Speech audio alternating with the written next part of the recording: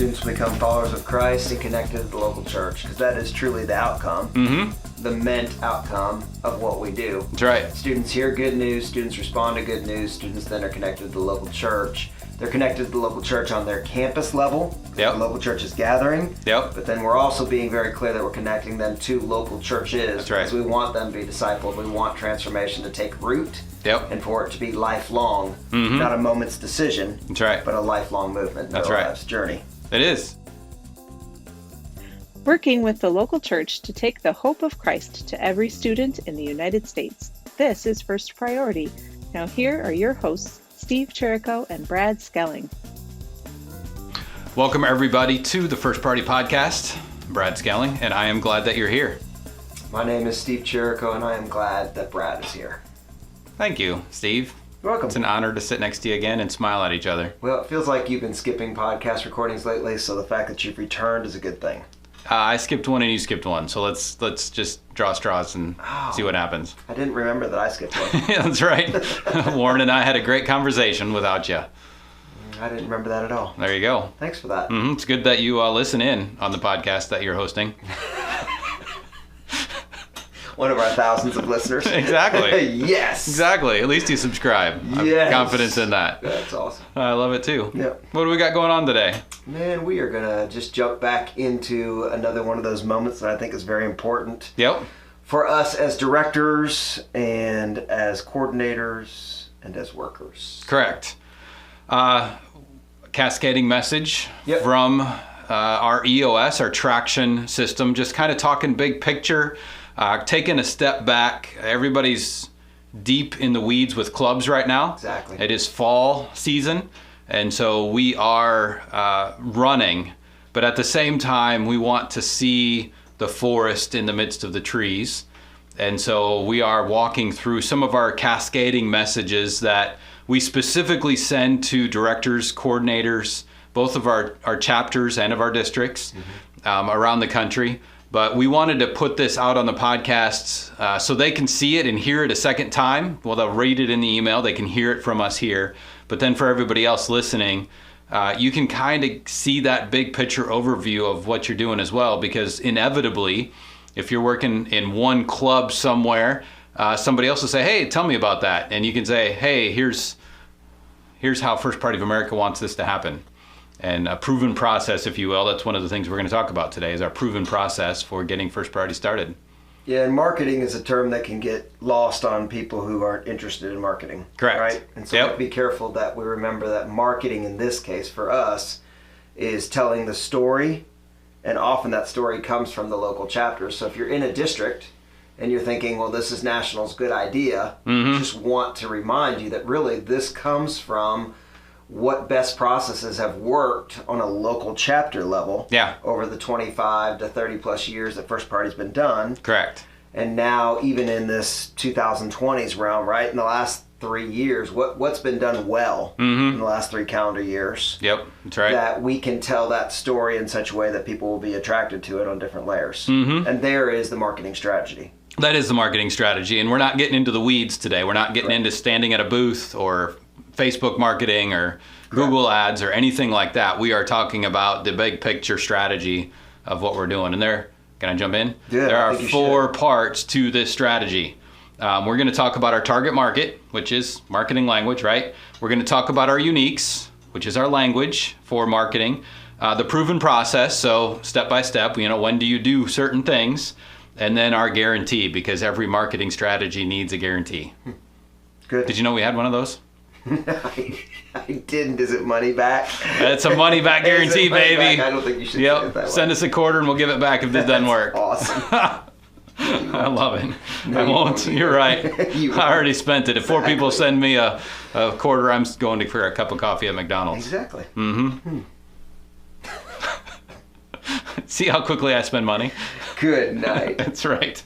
You and my wife rolling your eyes at me all the time.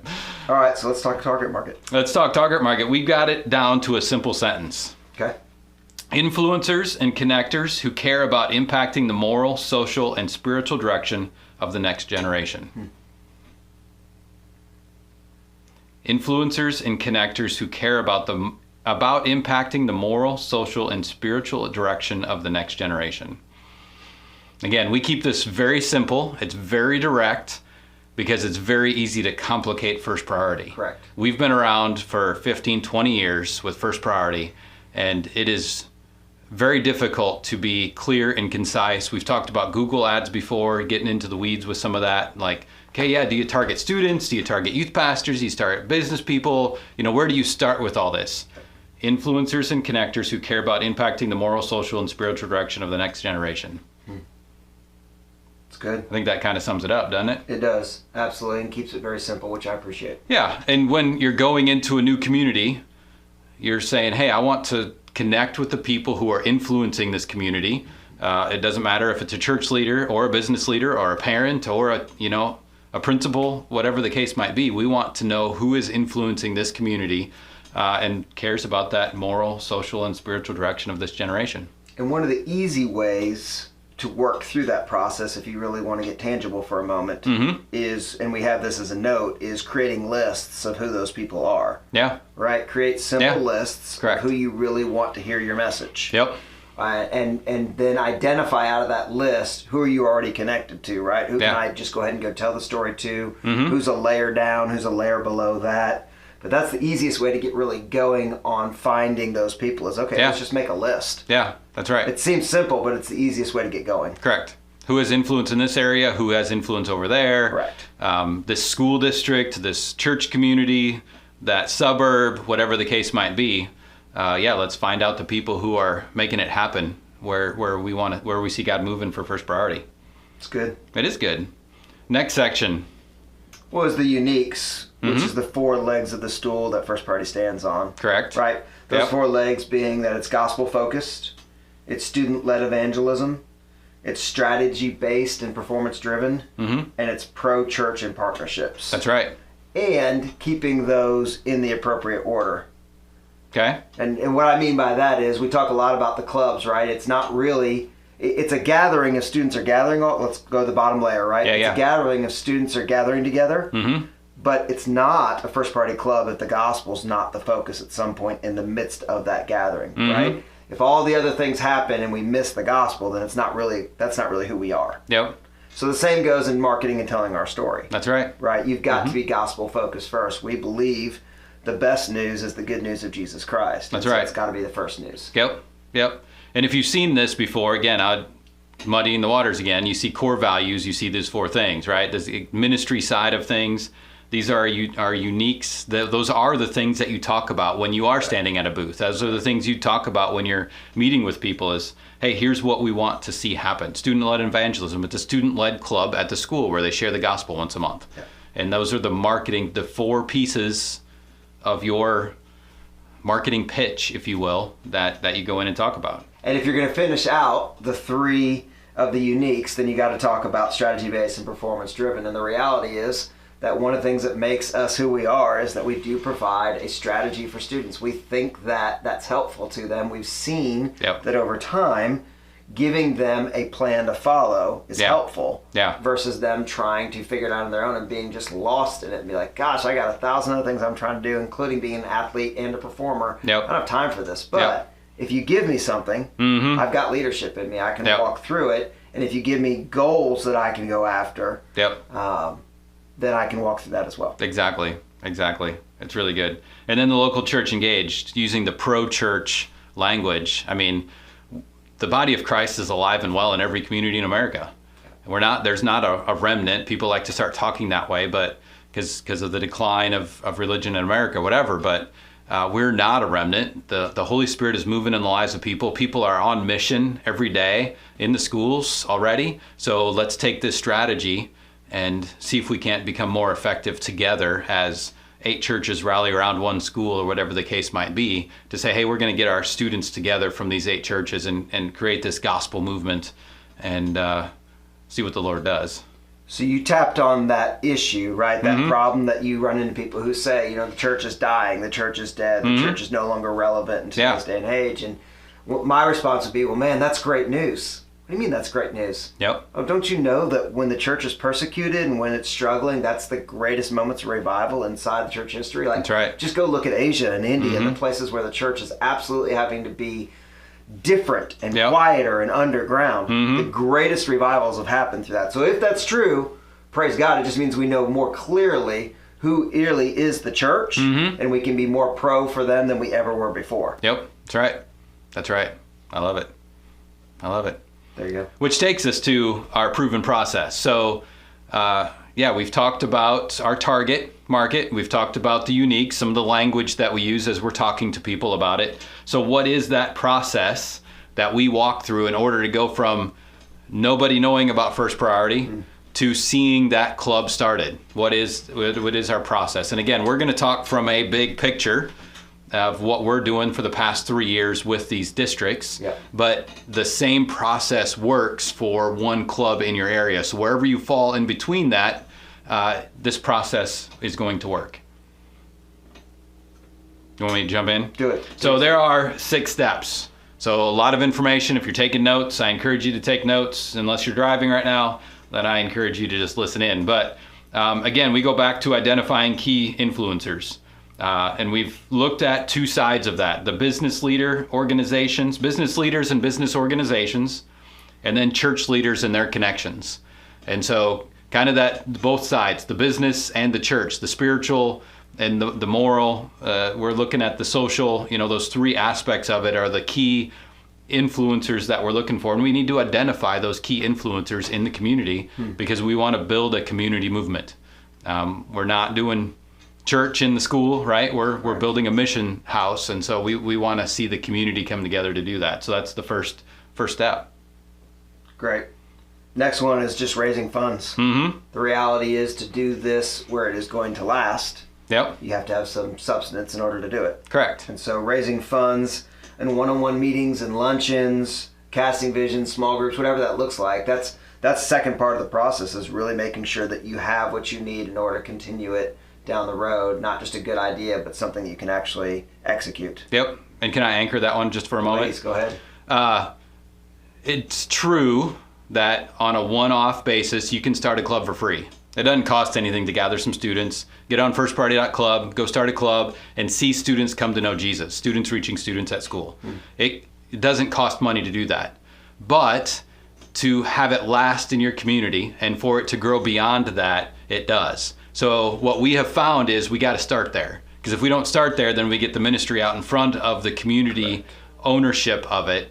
And so what raising funds does is it allows the community to take ownership, because where your money is, there your heart is also. And so for people to give their heart to this movement, to say, hey, we're going to support this and finance this so the students have what they need, whether it's club kits and resources or pizzas or staff members to go do that. Our longest running First Priority Club or First Priority area is Birmingham, Alabama, where they got 7 business leaders together and formed a board of directors and said, hey, we want every school in Birmingham to have this. And they started there. Good. And they're still going because of that. So I just wanted to anchor that to say, hey, some people say, oh, we don't need to raise money or owe money, whatever. It's because we care about the ministry that's the second step of the process.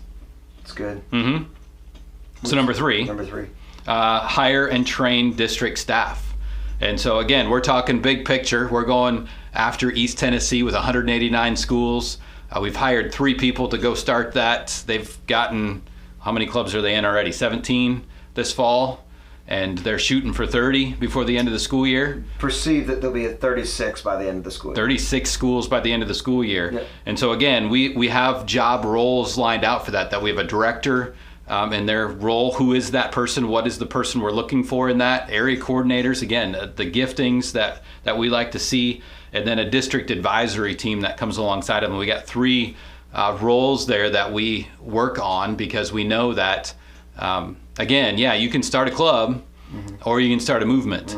And we are working on, with First Priority of America, starting movements around the country to say, hey, let's go take this chunk off. Kansas City, 154 schools in 2 counties. And there's 3 people up there getting up every day thinking about reaching lost kids in the school, rallying the church, and making that happen.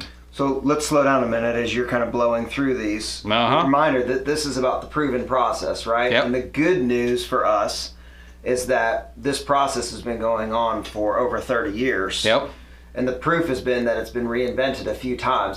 You and I have lived through 2 reinventions of the process, where we took what was happening, realized that we needed with some feedback to adjust things, and now there's another layer to the process. So the proven process, the nice thing about it is that it's not stagnant. Yep. It's not the same process that we started with 32 years ago. Correct. It's a process that has morphed with not only the times, Yep. but also with the new leaders that have been brought in under it. Yep. And to me, that's a benefit organizationally That's right. to being part of it. That's right. Which leads us to another benefit, which is the essential networks. Yeah. Right? There are 5 essential networks that anybody who's involved with First Priority should know. I was going to say does know, but should know. There's the Business Leader Network, which Brad briefly mentioned, really the owners of the community, right? You've got the Parents Network, you've got the Faculty Network, you've got the Student Network, and then you've got the Campus Coach Network. You've got those that are actually on the ground coaching the students on a regular basis. And each of those are essential to it being a long view of ministry. Correct. They all play their role. That's where the proven process works. And once you have those staff that are waking up every day and networking those and setting goals to say, hey, there's how many meetings I'm going to go have this week, and I'm going to go meet with some more people and get them excited about this. And eventually those networks come together and they form clubs. And we're talking about building here for a moment. I was thinking yesterday about my conversation with one of the districts and talking about, hey, where do I give more attention to? Well, that varies on where you are in the school year. Yeah. Right. You'll give a lot of attention to faculty on the very front end. Yep. Because you need to make sure you've got those referees in the room. But then most of your attention after that is soul care. Yeah. If you're just being genuine, right? It's just, hey, as a campus coach, are you checking on your faculty? Yeah. As a leader, are you checking on the faculty in a general grouping? Does any of this, like, I heard the school had an issue. Yep. Can we be involved in that? That's not our main, but can we get the community involved with that? Because that helps take pressure off of the faculty sponsors. It's good. Of course. Yep. So you do vary on where you're going to put your efforts depending on where you are in the calendar year. It's good. It's good. I like it. And yeah, so as you're building networks, that leads into training clubs. You have people, pastors and students and parents all say, hey, yeah, let's get this club going in this school. So you train the club leadership. That's the 5th step in this. Training students, faculty, and volunteers, adult volunteers, to get the clubs off the ground and meeting on a weekly basis. And contrary to what our calendar tells us, training is not a one-time event. Correct. Everybody, again, I hope that if you're listening to this and you're a First Priority leader, you understand that the training side of it is ongoing throughout the school year. Yep. It's ongoing because new clubs launch, but it's also ongoing because the 4-week strategy vision leaks. People, they get busy and forget things, and so you're constantly reminding them, hey, this is our cores, this is where we're supposed to be. That's right. So to me, training sticks all the way through the school year. That's right. Well, you got to. And we have a 5-star club evaluation for that. That's in the club coach manual. In the club kit, we just keep that in front of people all the time because, the school year is really short. Correct. Students don't think that, right? They think it's long and drug out, whatever. But I mean, we're at the end of September, and we've got October before a short month of November and a really short month of December when it comes to club meetings. And so we've really got 2 opportunities, because that gets into the 6th step, right? Is the 4-week club strategy. We equip, prepare, invite, and connect. Equip, prepare, invite, and connect. So the 3rd week of every cycle, we're inviting students to come in here and respond to the gospel of Jesus Christ. And so, I mean, the urgency is now. We got to get started. We got to get going. You got to push that out there. And that rotation of meetings is key. It is. Mm-hmm. It is. So there's our proven process. We know who. If we go back and scroll up, we know who our target market is. We know what our uniques are. We've seen the proven process, which leads us down to the guarantee. What do you guarantee, Steve? Yeah, students will become followers of Christ and connected to the local church, because that is truly the outcome, the meant outcome of what we do. That's right. Students hear good news, students respond to good news, students then are connected to the local church. They're connected to the local church on their campus level, because the local church is gathering. Yep. But then we're also being very clear that we're connecting them to local churches who gather for a worship setting on a regular basis. That's right. Because we want them to be discipled. We want transformation to take root Yep. and for it to be lifelong, not a moment's decision. That's right. But a lifelong movement. That's their right. Life's journey. It is, yeah. It works. Every student that we train historically, 2.6 students will come to know Jesus through a school year on average. If we go back and just look, we're not saying, hey, we're not going to predict the future and say, hey, that's going to be the same. I mean, it costs 47 cents in order for you to. Sorry, my bad. P.O. Box 473, Brentwood, Tennessee. Exactly. 37027. Yeah, I mean, it just happens. And because when you share the gospel, the word of God does not fall void. Yeah. And when somebody who hasn't heard before says, you mean Jesus isn't just a swear word?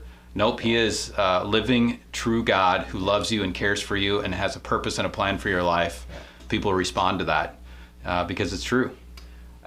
I think of 3 or 4 stories that I've heard in the last 5 years, and these are just 3 or 4 that come to my head quick, right? Of parents of current middle schoolers who have heard that First Priority is coming into their area and come running to the director, like the director's there doing a normal, I'm visiting a youth group, right? Or I'm standing at a conference, and a parent comes running to them and passionately over a 2 or 3 minute moment shares their story, how First Priority changed their life, right? There's one currently going on in one of our new districts right now, and just the idea that ripple effect is happening just proves the process even more for me. That's right. Right? Again, lifelong journey where that was so effective in their high school or middle school career that now their kids have to be a part, and it's got to happen in my community. It's got to happen in my city. That's right. Because it changed my life. That's right.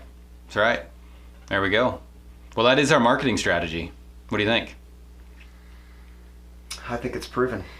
It is a proven process.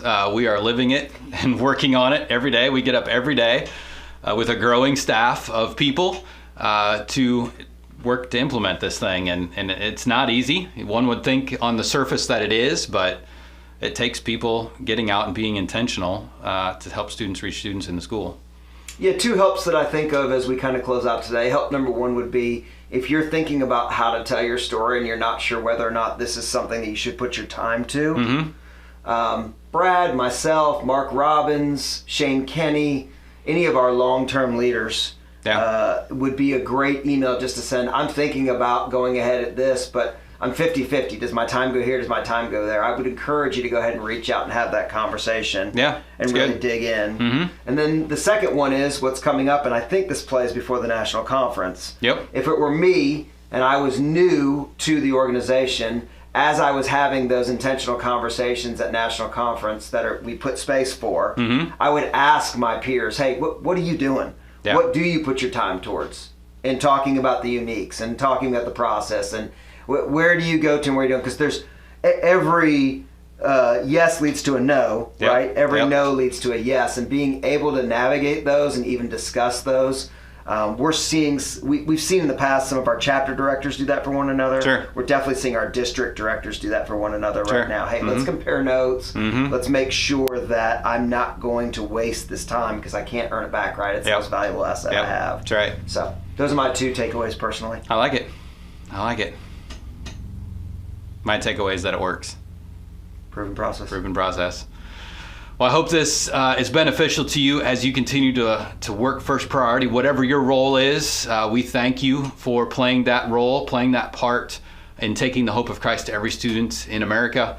We are better for it. We believe we are making our world a better place and people's lives, bringing peace, hope, and joy to them. So thank you for what you do, who you are, and being a part of building the kingdom on earth as it is in heaven. Is that it? Say amen. Amen. Well done. Until next week. Thanks, everybody. Later.